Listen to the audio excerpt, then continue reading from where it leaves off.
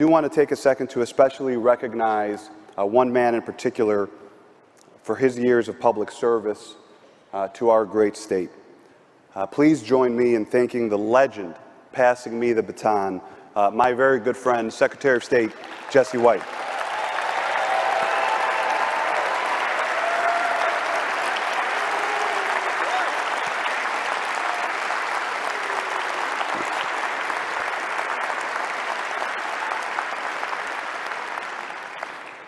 Sixteen years ago, I stood on the stage and thanked the people of Illinois for placing their trust in me. It was one of the most extraordinary moments of my life. My heart was filled with optimism, energy, and enthusiasm for being allowed the honor of serving my state. And I feel those exact same emotions today.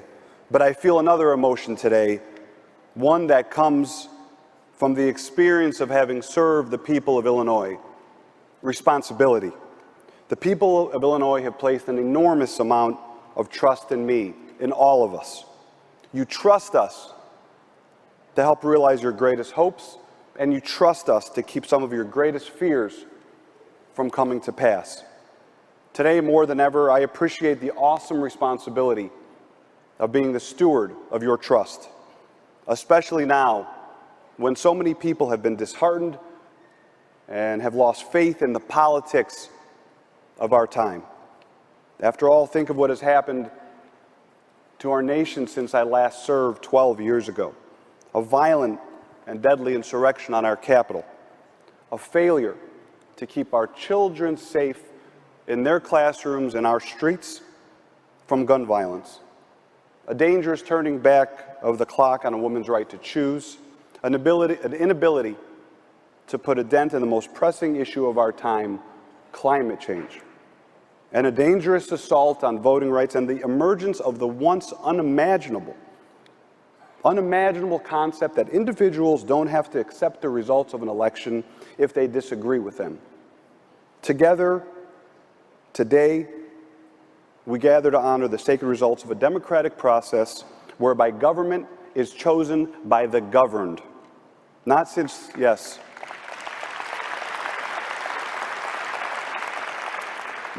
the earliest days of our nation do we fully appreciate the importance of what we're doing today. We celebrate here today a new chapter in Illinois, but we also celebrate our time-honored system of a peaceful, respectful transfer of power and the sanctity of your vote.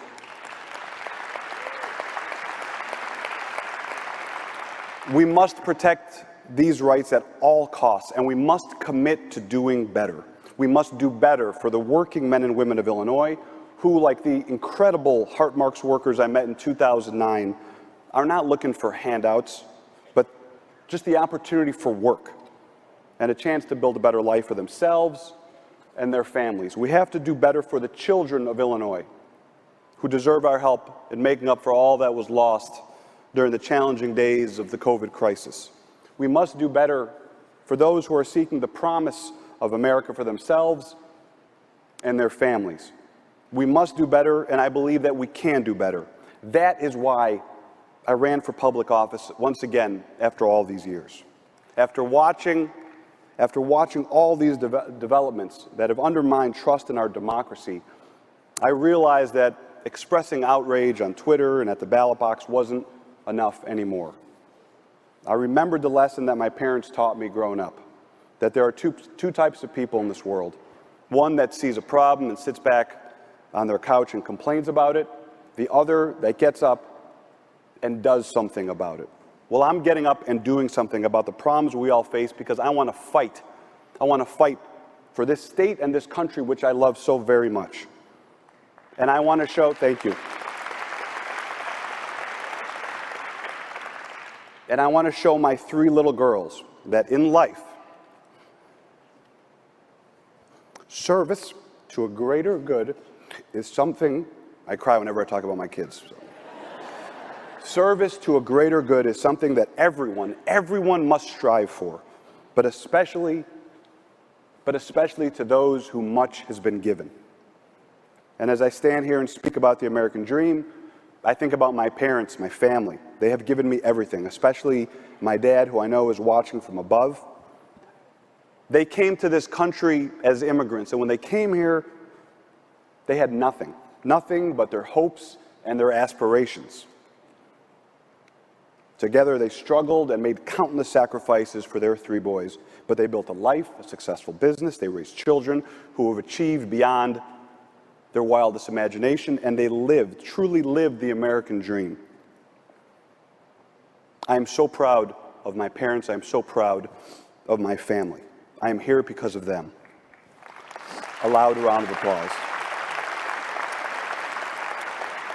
I am thrilled to be celebrating with you all today, but today for me and our team, today is a work day. When I was state treasurer, my very first day in office, I passed the most wide-ranging comprehensive ethics package in state government, and today, as soon as I leave here, I will sign new executive orders ensuring ethics and integrity in the Secretary of State's office, transparency, good government, and using technology and innovation to eliminate the time tax that too many of you are paying every day just to access simple government services will be my administration's focus. The Secretary, yes, thank you. The Secretary of State's office can make your lives better, and we will be relentless in making sure it does exactly that. And I will always, always fight for the disenfranchised and the underserved. So thank you, Illinois, for putting your trust in me and allowing me today, in front of my mom, my entire family and friends, my wife and my 3 little girls, to be the first person in 24 years to be able to say thank you to the people of Illinois for making me the new Secretary of State of the great state of Illinois.